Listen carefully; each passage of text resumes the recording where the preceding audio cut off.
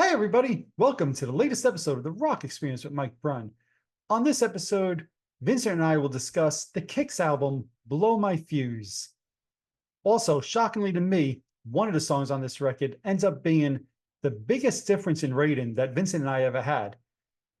Go ahead and watch to see which song it is. I think you guys will be surprised. Alrighty, a really fun episode, lots to cover. Let's jump in and let's get started.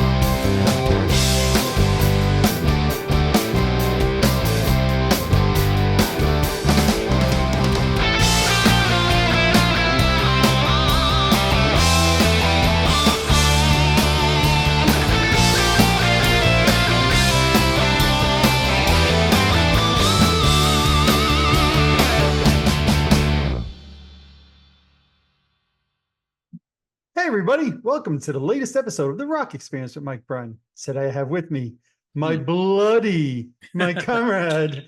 How you doing today, my friend? I am doing well. Ooh, what's with the Darth Vader? I don't know.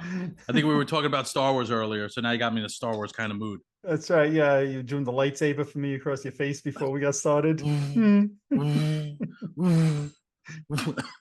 See, this is why people can't just listen and stream. They have to watch because you're missing all of the excitement that Vinny provides for us.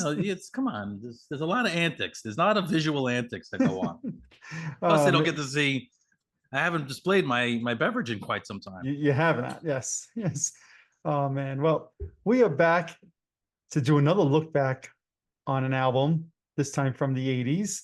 So last time we did the Boston debut album, and I released that this week. And you were the one that chose that for me. And we said, all right, now this time I'm going to choose a record for you. Mm-hmm. And I'll start off just by saying I decided I chose the KIX Blow My Fuse album. I knew that was going to come out. There you go. So now Music World, I always like to look at the 1188 is when this was priced. And it came out. When did it come out? September of '88. Right, so I probably got it when it came out. Probably around this date. Yeah. Now, I just cut you off. No, that's okay.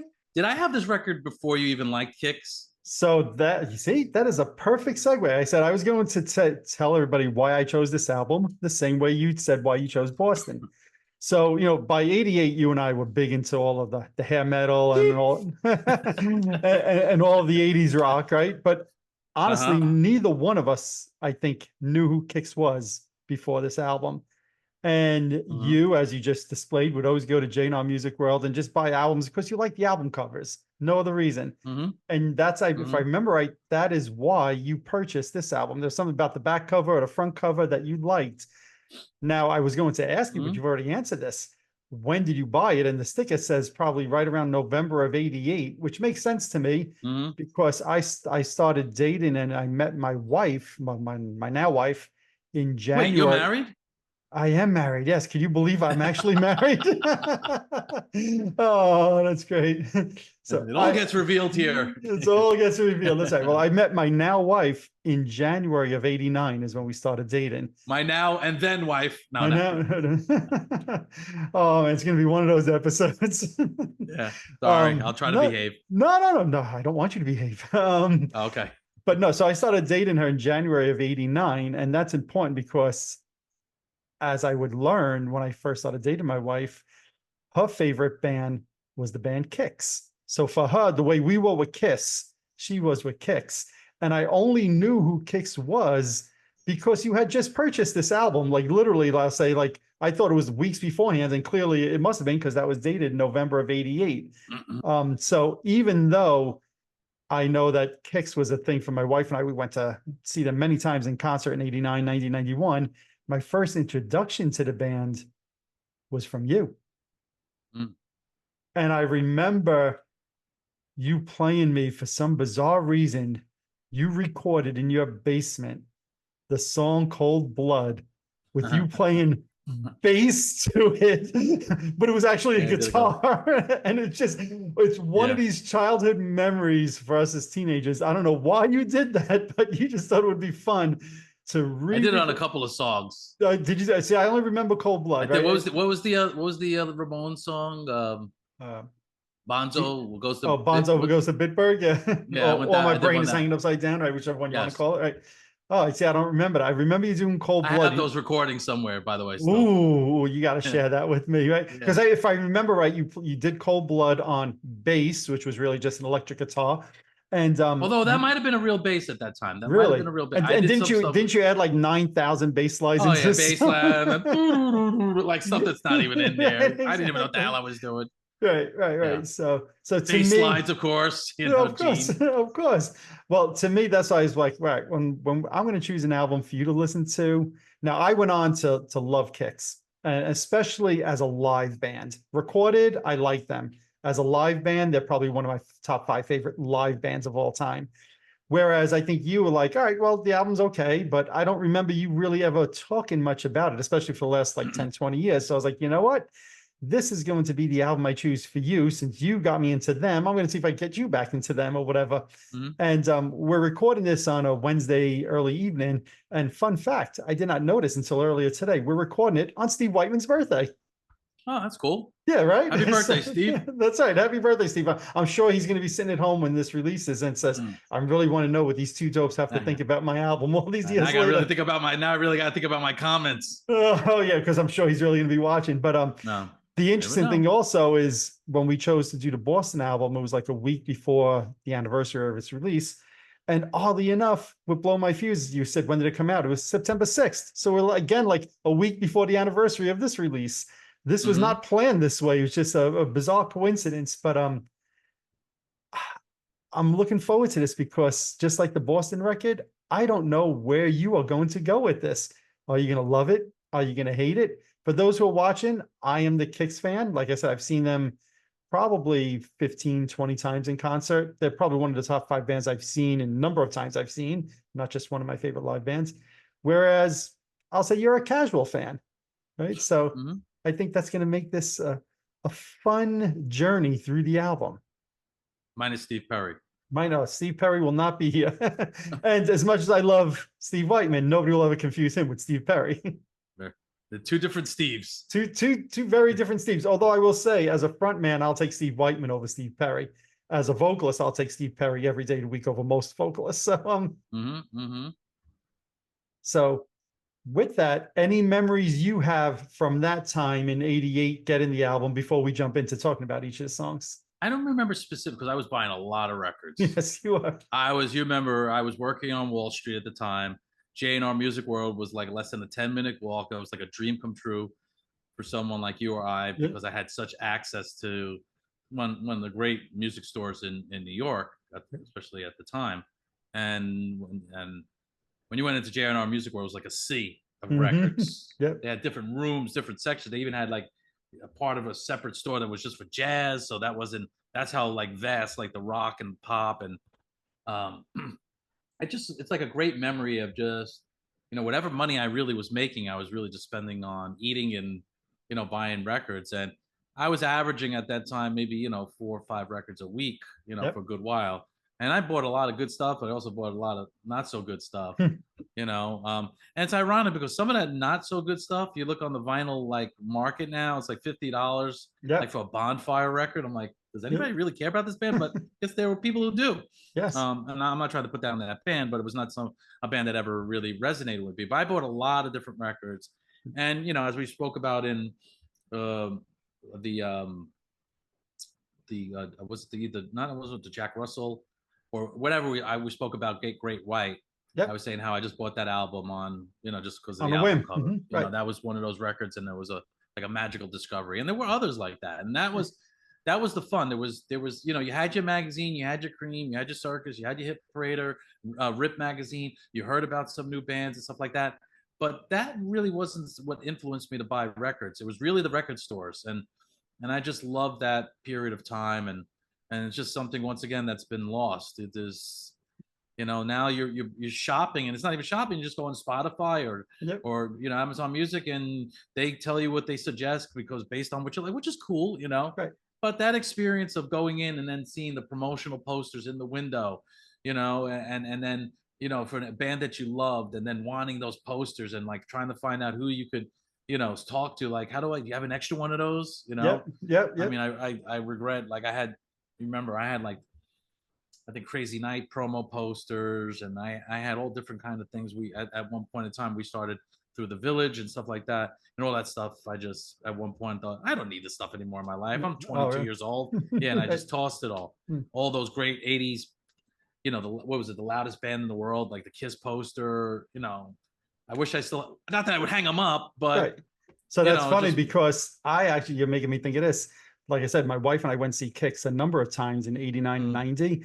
And there was a couple of the shows in the city where we actually peeled the subway posters off of the walls in the city that were like, they put them on like construction sites yeah, or whatever.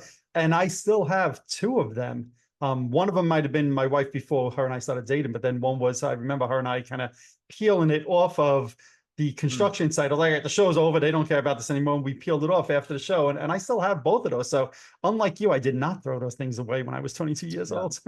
yeah. I wish I still had those things, Yeah. but you know. Now, let me ask you this. So, like you're saying, you would just go into J&R Music World and just buy records because of the album cover, right? When you look at the KIX album, was it the front cover or the back cover that you found intriguing? Like, what drew you to buy this album? Because we did not know a single KIX song when you bought that album. Um, of course, I would be looking in the section of heavy metal or glam metal, whatever they, Yep. and I would just, I think looking at this particular, I would look at the producer, Mm-hmm. and I knew that Tom Werman had produced Motley Crue and Twisted Sister, and it was on Atlantic, Yep. so that was definitely was attractive to me. Also in the back here, L'Amour's in Brooklyn is mentioned as a special thanks, Yep. because I would actually look at, Yep. for this particular record, there's unfortunately the inner sleeve is just a blank sleeve, but on the back it has some nice information about, a nice special thanks, and which is actually pretty cool. After the song listing, it actually has the list of their crew, their sound technician, their lighting Mhm. technician, stage technician, which is pretty odd to have that, like, kind of towards the top of, Yep. where they have the list of songs. There were things like that. I would also follow trends of labels. If there was a particular band that was on a particular label, I would kind of go across, because I always felt like, okay, that label's putting out these type of bands that this kind of sound that I like. Yep. So it was like just kind of a mixture. It definitely, I don't think it was the front cover for when I could remember. Mm-hmm. It was, even looking at it now, I'm trying to remember, and quite honestly, nothing really kind of Right. draws me to it. But Well, I what think it does the was hype more. sticker say? Which songs? I don't remember. She It says dropped me the bomb. includes Cold Blood, She Dropped Me the Bomb, Don't Close Your Eyes, and No Ring Around Rosie. Interesting. Okay. Yeah. Interesting. So yeah, so that was probably more, or what it was. Yeah. So So it's interesting because you mentioned the white paper sleeve on the inside. And one of the things I thought of when I was listening to this album again is that I don't think a record label would allow KIX to make this record today. And by that, what I mean is this was their fourth album. The mhm, first three did not sell well at all. And in fact, the album before this, Midnight Dynamite, was supposed to be their big breakthrough album, and it was a dud. mhm, I don't know if record labels would give a band a fourth opportunity these days to put out an album. Even yeah. this, when Don't Close Your Eyes became a hit, it still only went gold at first. Eventually went platinum, but at first it was only gold. KIX Well, was not a good, well-selling band at all. yeah. I mean, look, and that's surprising, as far as them putting out another record, because it is Atlantic. Atlantic was a very prestigious label. Yeah, If you look at the artists traditionally who were on Atlantic, for them to survive that many, they must have thought something of this band would eventually break. yeah, And the good thing they stuck with it, because as we'll come to find out, we'll talk about the album. yep. I think there's, it was a good release. There's some meat on the bone for this one. Yes. Yeah. So I think that's a perfect segue. So what we're Yeah. going to do is we're going to let you go first. The way I went first on all the Boston songs, we're going to let you go first because this was the one that's, I'll say, newer to you in the sense that you probably hadn't listened to this album in quite some time. When you listened, and I know you gave multiple listens, did you listen to the vinyl? Did you stream it? How did you listen? Well, for convenience and just because my schedule's been crazy, I did a lot of listens at work. You know, I could just it hasn't really been busy with people in the office, or if we say the office. So I mean, it's got to the point where my colleagues, they're like humming the songs now, and I'm like, nice, kind of funny, like you know, they're like bopping their heads, you know. And I heard one of my Pouchons like, yeah, bring it around, Rose. I'm like, oh, that's good. That's great. But today he was like, you know, he listens to. They're both from India, my two colleagues, and you know, he likes Metallica and he likes the Scorpions, and you know, the other guy doesn't know any of that stuff, you know. Right. So I think it kind of resonated with them a little bit, you know. So, but I listened at home, streaming, and in the car. It was all on streaming, quite honest. Nice. I did not listen to the vinyl, which shame on me. No, you know? no, that's look. I listened to it work streaming, and yeah. No, I listened to it streaming also, so there's no shame in that.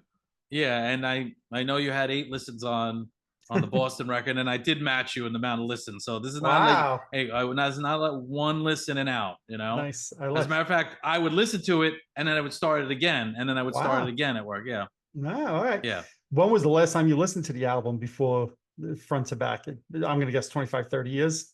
1188? No. Yeah, I mean, from top to bottom. Right. You know, when you and I were hanging out back in the 80s in 1988, 89. Yep. And making mixtapes and deciding what songs from this album, if any, made it to my mixtape. You know, Quality Tunes. Quality Tunes volume, whatever you were up to. Right? Yeah. And last question, then we'll jump into the songs. How many of the songs did you think you kind of remembered, you know, on first listen? Like, I'm sure a song like obviously Don't Close Your Eyes and Cold Blood, you knew those songs ahead of time, right?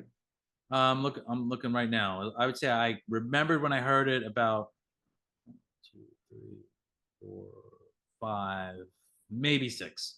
5 definite, maybe 6. So about half the album. Yeah. All right. Well, very interesting. I'm curious to see where this goes. Let's jump in. Side A, first song, Red Light, Green Light, TNT. TNT. It's very interesting, though. Let me just stop you for a second because go ahead. I'm looking at this. Because I'm just looking at the vinyl. And yes, however, on the album, you know, the first song they list here is Blow My Fuse. Are they in alphabetical order? Yeah. Why? Yeah. Oh, I see. Then underneath the C label for sequence. Yeah. So they put it in alphabetical order for whatever reason. So and then I've been told, because if you remember some of the 70s Kiss albums did the same thing. They would be printing the jackets before they decided on the final sequence of the album.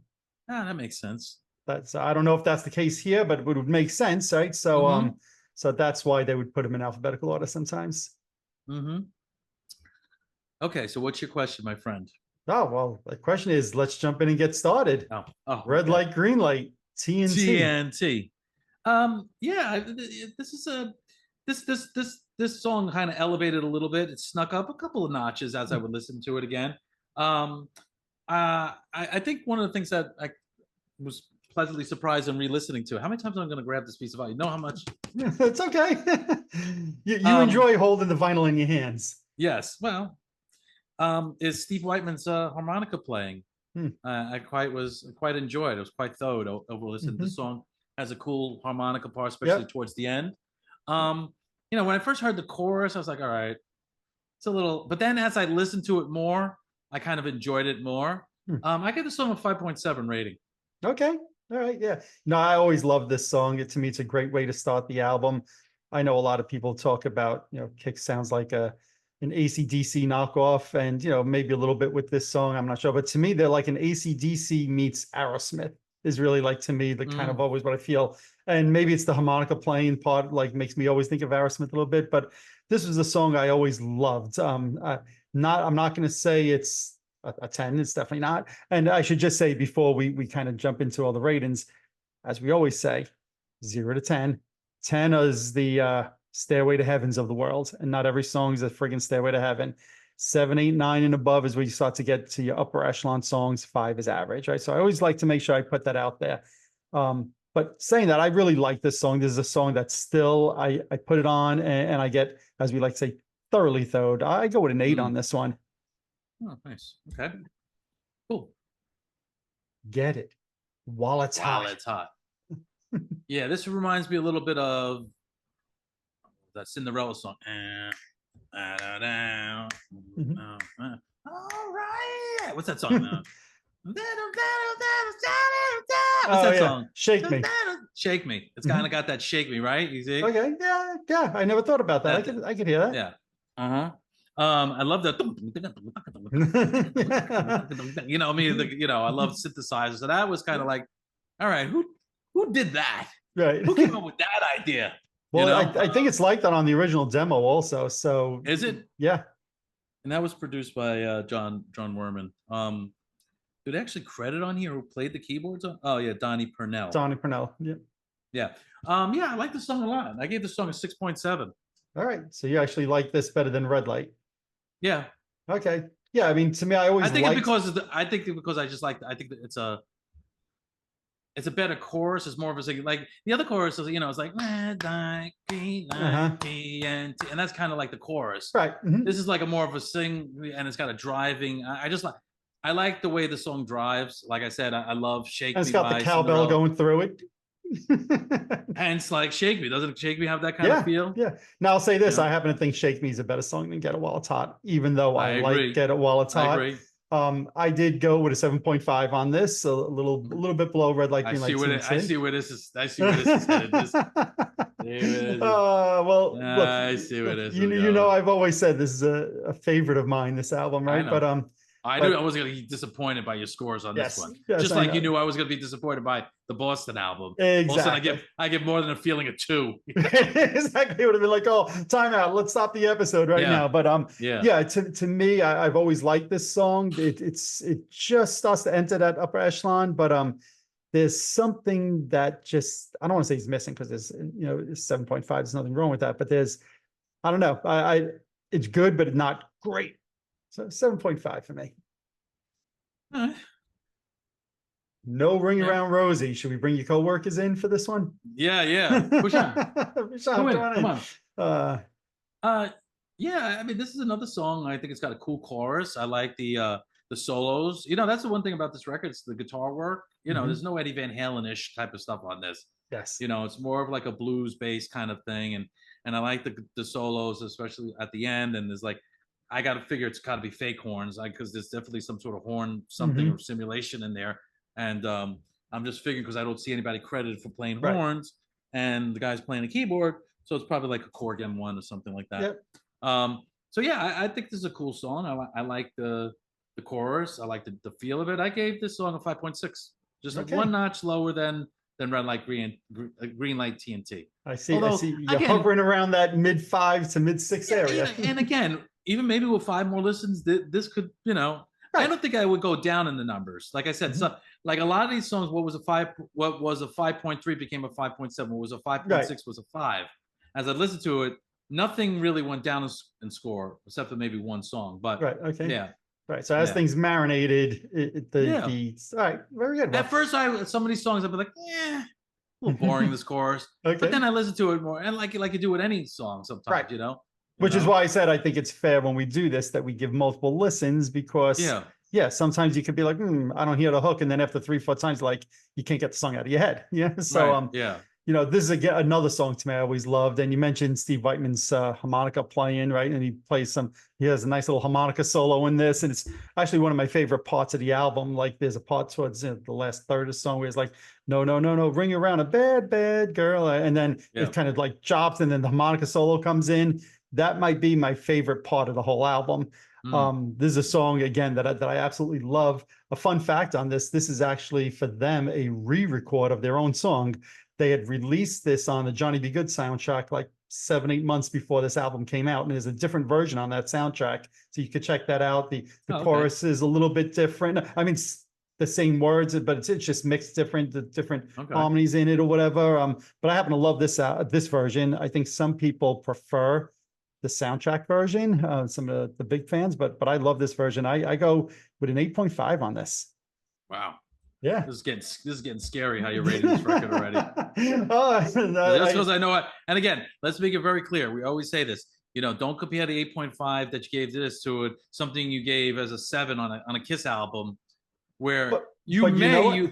you may or may not like that other song better, but on the grand scheme, just because you have more of an affection for that, I'm not saying I'm not trying to dilute your scores, but you're trying to dilute my scores a little bit here, my friend. I'm trying to do it. I'm just trying to see for the people who say, wait a second, how could he give it 8.5 on this when he gave an 8.5 on this, whatever, you know what I'm saying? There's no cross comparison. I try to make that kind of cross comparison, and I'll say this: the start of this album, and I'll talk about this a little later on.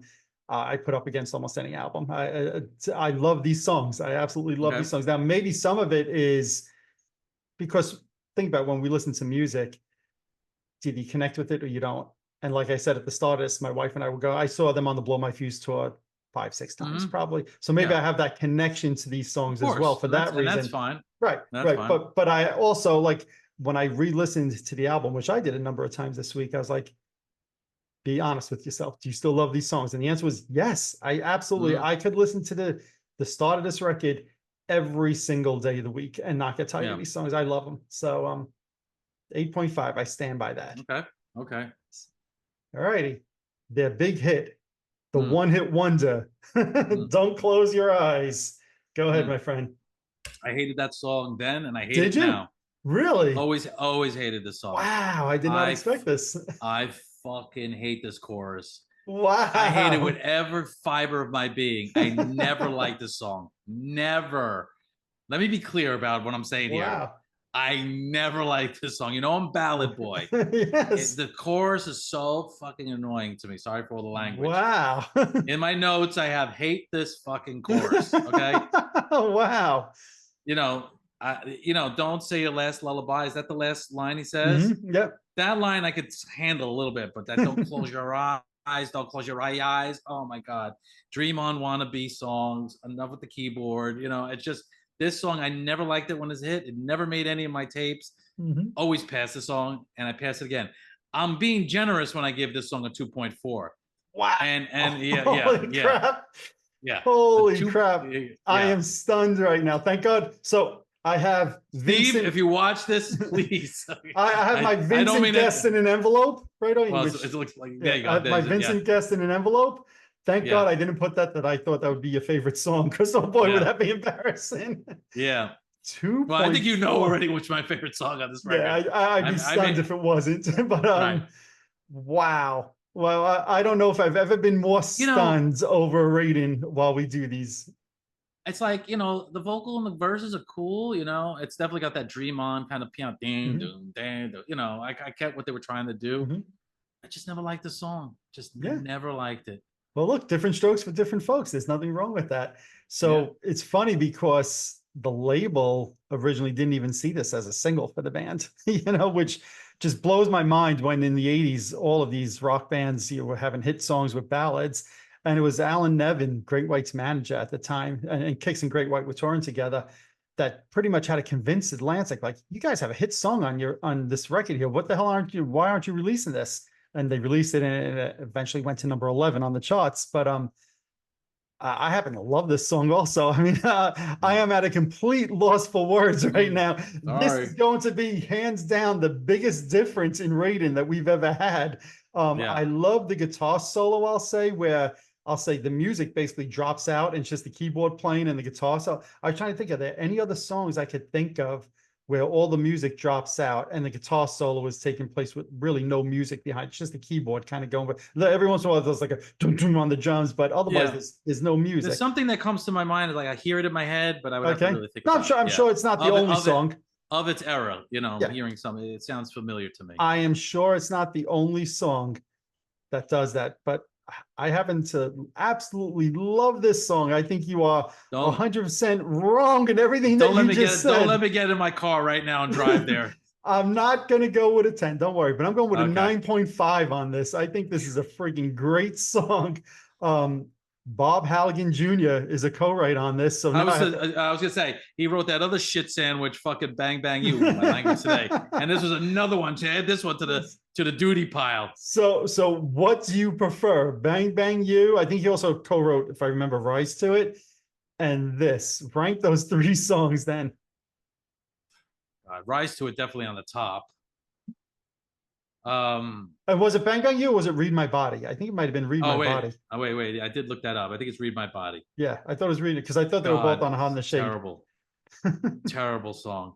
I would probably go Read My Body, then this, just because as much as it like wants to be a Pour Some Sugar on Me ripoff, it's nothing about the song. Paul's vocals, the lyrics are cheap, but wait. So are you saying which song do you like better? Don't Close Your Eyes or Read My Body? Read My Body. Wow. Oh man, I have to reevaluate this friendship at this point. This is. Hey, some things make or break a friendship. Wow. I am at a complete loss for words right now. Yeah. Well, I might have to end the episode right here. This is depressing. I think I clearly got the wrong song in the envelope for which one you like the least. I hope I do. I can't imagine something less than a 2.4 or whatever, but man, maybe there is. 2.4. I am stunned. Do I hear 2.3? I am stunned right now, but okay. That's why I enjoy this because, like I said, I didn't know where you were going to go, and you have completely left me at a loss for words right now. So yeah. All righty. Now that you dropped a bomb on me, let's go. She dropped me a bomb. Yeah. I like the song. It's a nice, cool driving tune. I gave this a 5.3. Okay. I don't want to give away what I'm going to say. I was going to say something else, but let's just keep it at that. But I think this is a little bit above average tune for me. Okay. Yep. I'm going to continue with my high rankings. Oh my god. To me, this side A is one of the greatest. I'll say in the '80s, one of the greatest side A's of any album. Right. Please don't tell me it's better than side A of Appetite for Destruction. So I was thinking about it today as I was gearing up for this. I'm like, did I rank any other side A of an album higher than I did the KIX album? And the only I would just say no. And I would think Appetite for Destruction. Nope, because I think no. All right, well, let me hold my comments for a moment on that. So yeah. But Appetite for Destruction was the only one that came to mind. Well, that's why I see how I mean, come on. Yep. I don't know if I said my rating, but I'm going with an 8.5 on this. Wow. I mean, it's obvious to me, and there's nothing wrong with this. It's kind of like me. If I rate a Great White Album, I might be doing the same exact thing. I think we would kind of have a similar type of thing going on. Yeah. Maybe not so much with Once Bitten, because I know you were a fan of that album, not quite as much as I am. But I am still surprised on how high these scores are. I'm surprised, but I'm not surprised because I knew that you were fair about it. You said, I don't want to make my fandom because the connection I have with my wife for this, and that was her favorite band. And sometimes you get a little bit more of a soft spot or a little bit whatever. But you said you went back and listened. You're like, no, I still love these songs as much as I'm giving them these scores. So, I would go so far to say this is probably a top 10 album of the decade for me. Yeah. All right. Fair enough. I feel, but we'll get to side B a little bit, and okay, perhaps my opinion will change. But all right, so you got my 8.5. Why don't you drop me a bomb? Yeah. All righty. Gotcha. Do you want to get your guitar out and play to this song again? Cold Blood. Yes, Cold Blood. So Cold Blood, this was a cool. I mean, this was a song where right before I would get ready to go play hockey. There was a couple of songs I would. It was funny. I would play this song, and I would play "Firewoman" by The Cult. One of my two hockey songs. I never knew this. Yeah, and when I would do a gig, the song I would do put on was "Zero the Hero" by Black Sabbath. Go figure. That was like a tradition. I'd play "Zero the Hero." Interesting. The things I'm learning on this episode. There's nothing like the sound of death before you. Like if you ever want to listen to a song that just sounds like death, and the most macabre song, it's "Zero the Hero." Oh my God, that song! I probably would have guessed about 5,000 songs before I guessed that. Yeah. But yeah. Interesting. The things I'm learning. So yeah. See, this is why I like doing these episodes, because I learn a lot here. You know I was a huge fan of the song back then. To me, this is the perfect song on the record. It's the best song on the record. I gave it a solid 10. I've always loved the song. I like the way the verses and the chorus. And I would have to technically play it, see if it's like an actual like key change, but it has Mhm. like the way it shifts was always really cool. Just it's a great chorus. It's got a great guitar solo. Yep. It's just I just still love this song. Yeah. Yeah, look, I agree. I didn't give it a 10 though, I'll be honest with you, but it's interesting because me as a bootleg collector, one of the things that KIX was always known for is playing songs in concert before they were on albums. Right. And in fact, it was about a year and a half before the Blow My Fuse album came out that they actually performed 7 of the 10 songs one night in concert. Right? Imagine going to see a band That's cool. a year and a half before their album comes out and they're doing 7 of the 10 songs. Cold Blood was not one of them. Okay. And when they re-released the album a couple of years ago with the demos, you could see they had like the dates of the demos, and Cold Blood was the date closest to the album release. I think it was like a year beforehand. So it tells me it's probably one of the last songs they wrote for the album. And man, did they hit a home run with this one. Yeah, I agree with pretty much everything you said. It is, I'll say it's close to a perfect song as it could be. I went with a 9.8. I'm not sure why I wouldn't go to a 10 on this, but I was like, I'm not sure why either. Yeah, I wasn't sure, but I was like, you know what? It's just a smidge below, like for me, my perfect 10s. But damn, I love this song, And now, this is the comment I want to save for now. As the first 6 songs on an album, right? Because I was thinking about that when I did these ratings. I think these ratings for me would be higher than Rock and Roll Over, higher than Hotter Than Hell, 2 of the albums that I say that are my all-time favorites, right? And I was thinking of that because the 6th song on Rock and Roll Over, Love 'Em, Leave 'Em, for me is probably my least favorite song of the first 6 on Rock and Roll Over compared to the first 6 on this KIX album. Yeah. Sorry. Yeah, even All Sorry. the Way, I'd probably put as, if I was ranking those 12 songs, the first 6 on the KISS album, and then this, I'd probably say All the Way was my least favorite.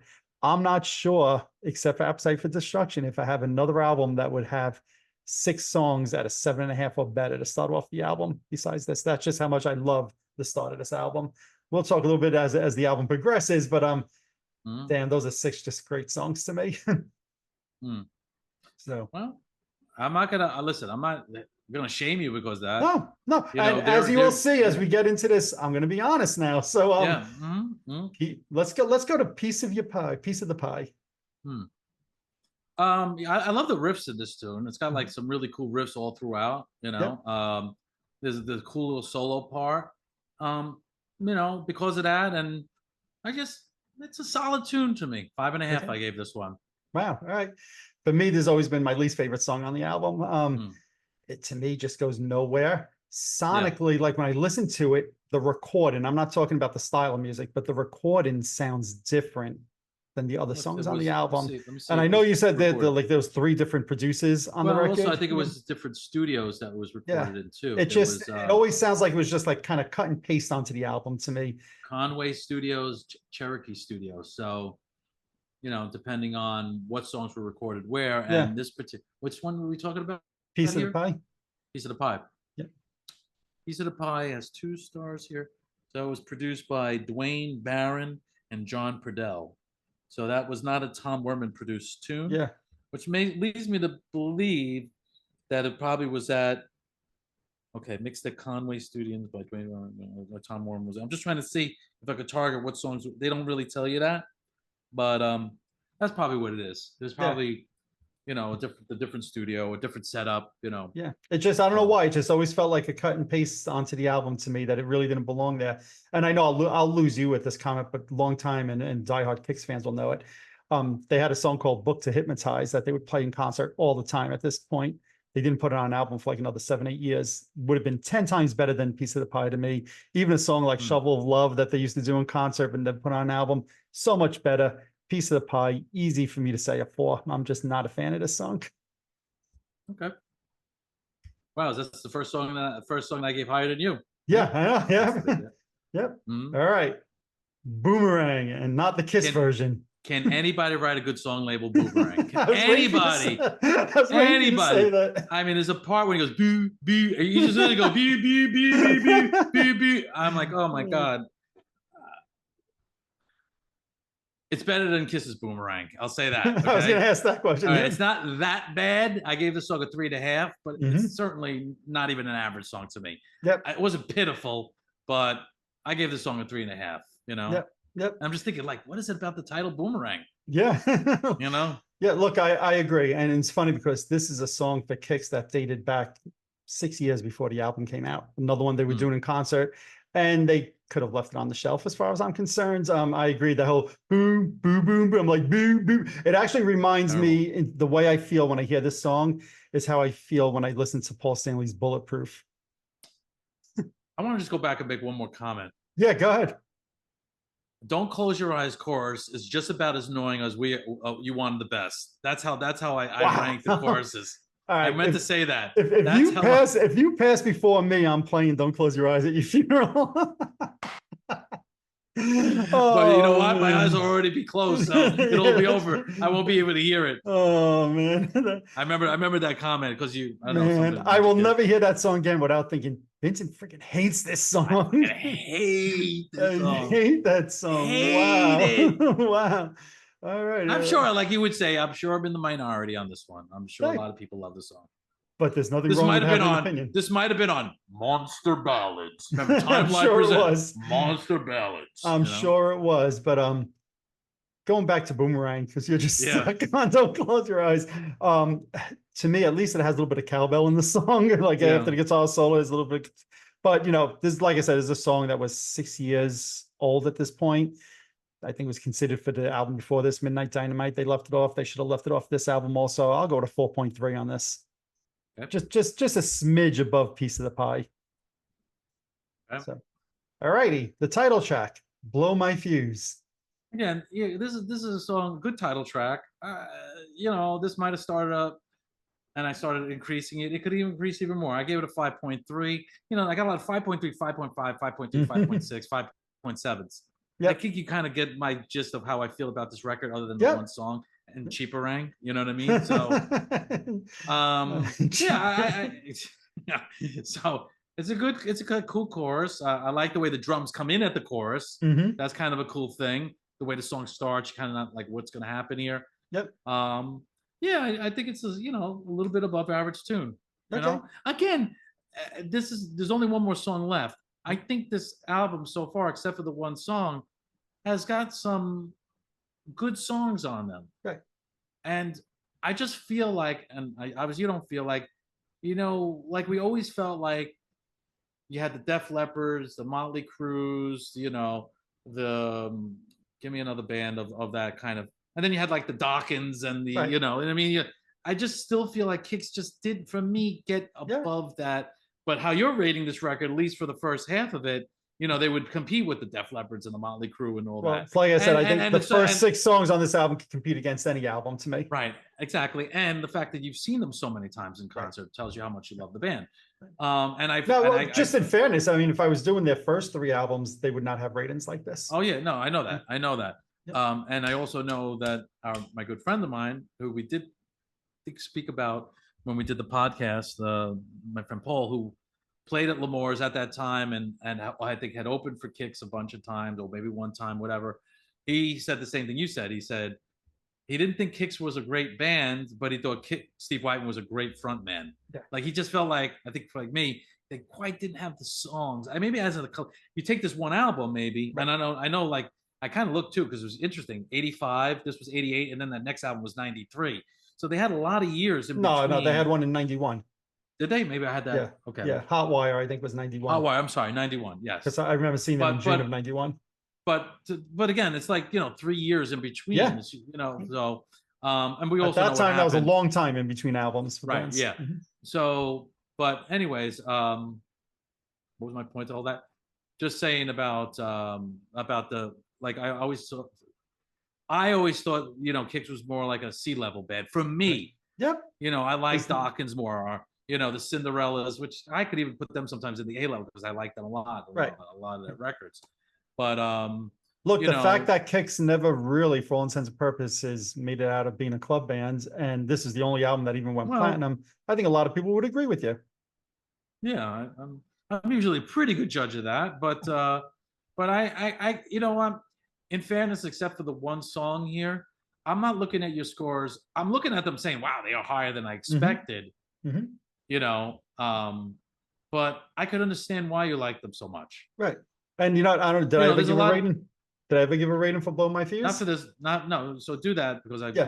Okay. as Yeah. usual, I'm hogging the show. This is all good.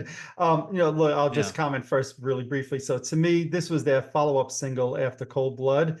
And as much as I like the song and I think it's a fun song in concert, it's not single material to me. I don't see mm. this ever being played It's not on. even on the hype sticker. Yeah, It's interesting. which is why I asked you about that when I Yeah, did, because I was like, I'm curious if that was on the hype sticker. I wonder sometimes why why the label chose this as the second single. As much as I think it's a very good song, I think a song like, even though it wasn't one of my highest ratings, but Get It While It's Hot had more potential for top 40 radio airplay than I Blow My agree. Fuse, you know? I agree. I agree. Even though I might say I like both of the songs close to equal, just looking Well, at it see, objectively, radio is not going to play top 40 radio is not going to play Blow My Fuse. well, you named that song, and that song, Forget While It's Hot, I gave it 6.7. So I totally Yep, agree with you on that. yep, You know, yep. that to me, besides Cold Blood, is like the other song that I think could have been a hit. You Yeah, know, yeah. Look, it definitely has more of a popish sound, which is what top 40 radio looks for from rock bands. yeah. Saying that, I like this song. I just don't think it was the right choice as a single. So I think it's a very good song. In fact, I'm going to go with a 7.2 on this. Well, okay. All righty. Dirty Boys, the final song on the album.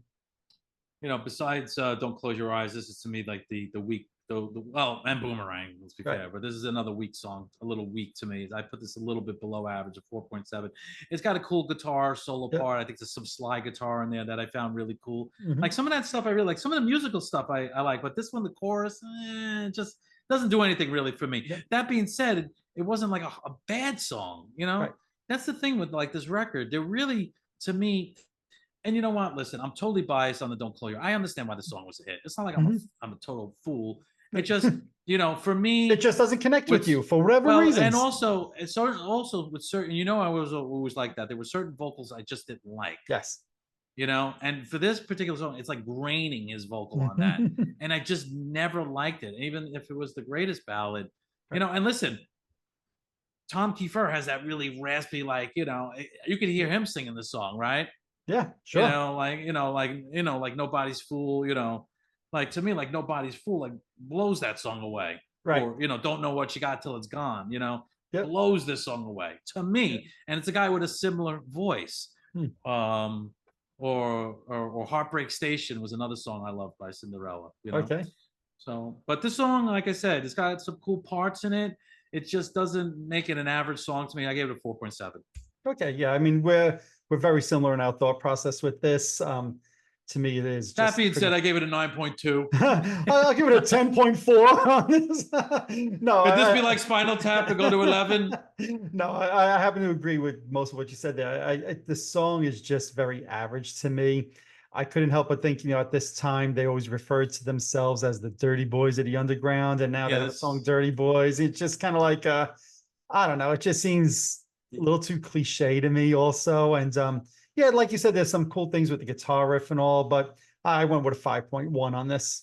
Yeah, it's interesting on the last thing it says of the credit here. It says all music and vocals performed by the goddamn KIX band. Yeah, I remember that. Soon to be appearing at a dump near you. It's almost like did they not want to elevate themselves? So like did they? I wonder like I understand like why you say that, but did they really not think that they would elevate themselves to another level? Like, did they think that was charming? Like, was that a good I thing think to they say? probably thought there was charming. And look, at this point, they had been a band for almost 10 years. Right. Yeah, I You get know, it. I and get they it. probably thought we're going to be a club band for the rest of our life. Let's embrace that.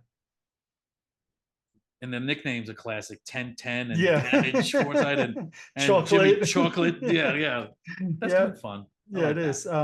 Yeah, it's I've always wondered, like, how could KIX up until this album have not got on a tour in the 80s opening for a band, even if it was an Atlantic artist, right? Mm-hmm. I've always wondered, like, what? So Atlantic invested. This is the fourth album, so they did invest money in the band. but then really didn't do much to put them in front of people, and paying for them to have an opening slot on a bigger, artist tour.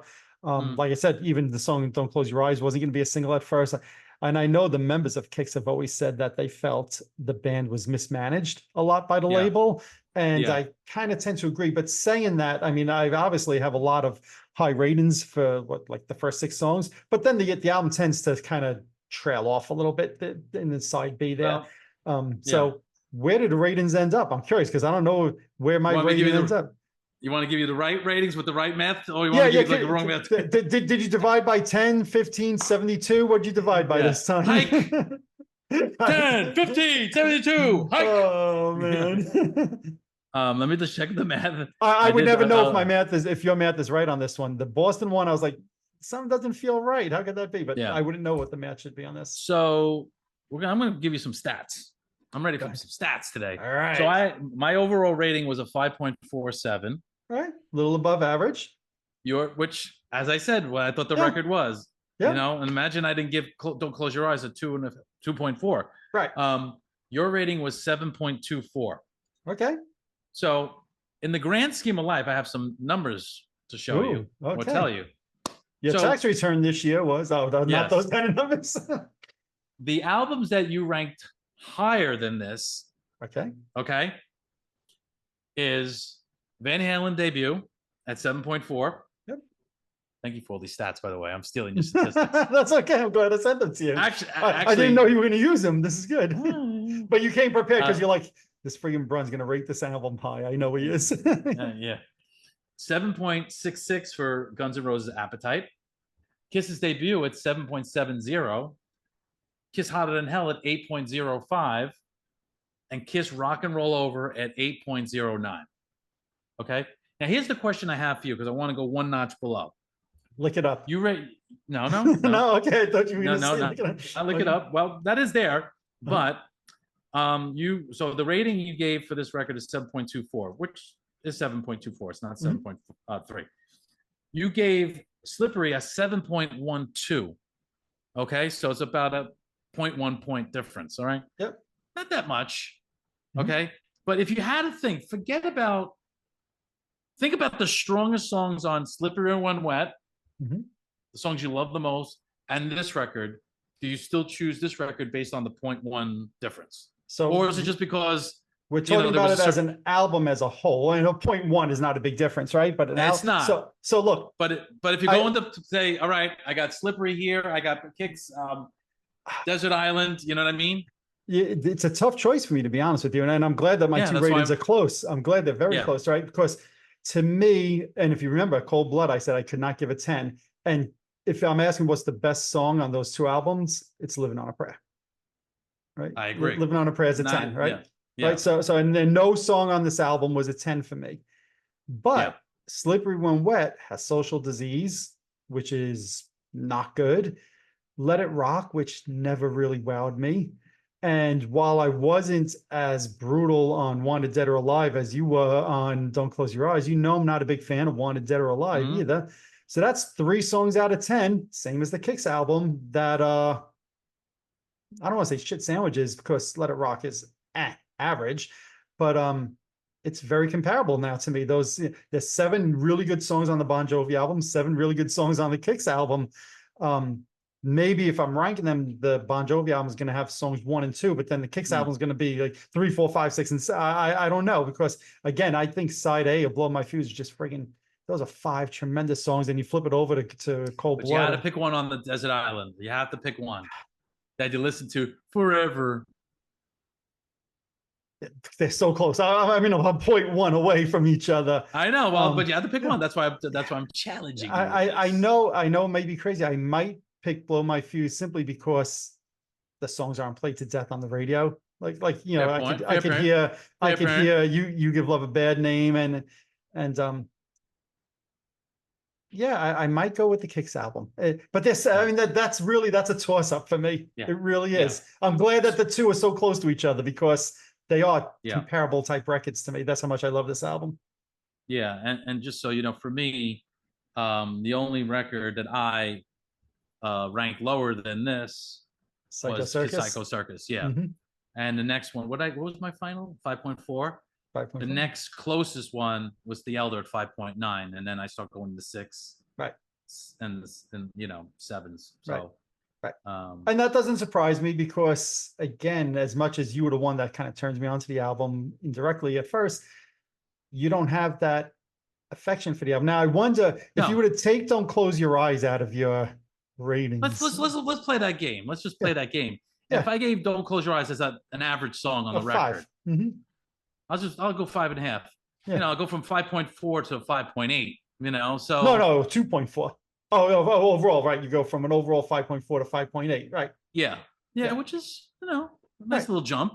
Yep. Yep. But yeah, You fucking hate that song. I Holy can't, you crap. know, I'm trying to like say, am I giving it no, I never liked the song back then. Why would I like it now? It I annoyed me back then. never knew this about you. So Yeah. let's see what I have on Vincent in an Envelope. I don't know Yeah. what I ended up choosing for, because I went back and forth with 2 songs as the one that you would like least, neither of which was "Don't Close Your Eyes." But Vincent in an Envelope, I said your favorite was going to be "Cold Blood," no surprise. Yeah.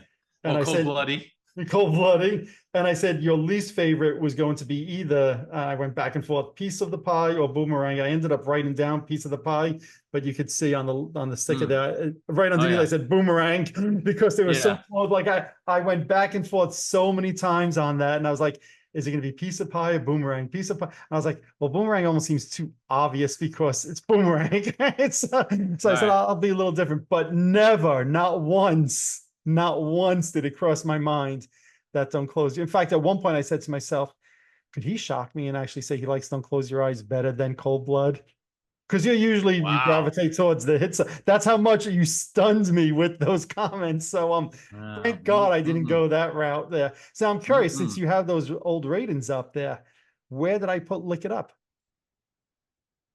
Look compared it to up. "Blow You My have it Fuse"? 6.93. No, that's, I think your math is wrong again. I'm looking at the screenshot you sent me. Okay, 6.93. Is that your Yeah. rating or mine? It says Vincent, me. I think I know who Vincent is. I think I know who me is. Okay, all right. So I Yeah, ranked this. I mean, New Jersey 6.60, Lick It Up 6.93, Bon Jovi debut album 6.94. You know, Yeah, and now I'm challenging myself. "Lick It Up." I mean, "Lick It Up" at the end of the album has a bunch of shit sandwiches there also. And I was never huge on what's the second song? "Not for the Innocent." I was never huge on that song either. So well, we all yeah, know that Gene sometimes ruins records. I yeah, mean, God exactly, bless him, exactly, but sometimes he would exactly. drive us an album score down because Paul wouldn't Yeah. let him put the good songs on there. Yeah. Well, it's funny that you say that because which I tend to think is true. But that's one of the things with KIX. So if you look at the co-writing credits on this album, it's Donnie Pennell basically wrote almost every song on the album. Um, Steve Whiteman, I think if I remember right, has 2 songwriting credits on it, and nobody else in the band has any songwriting credits. And supposedly Donnie would basically refuse to let the other guys in the band put their songs on the records. And he's the guy who hadn't been playing in the band in recent years, right? When they reunited, he was the only one that he was the main songwriter, but he was also the only Right. one that was left out.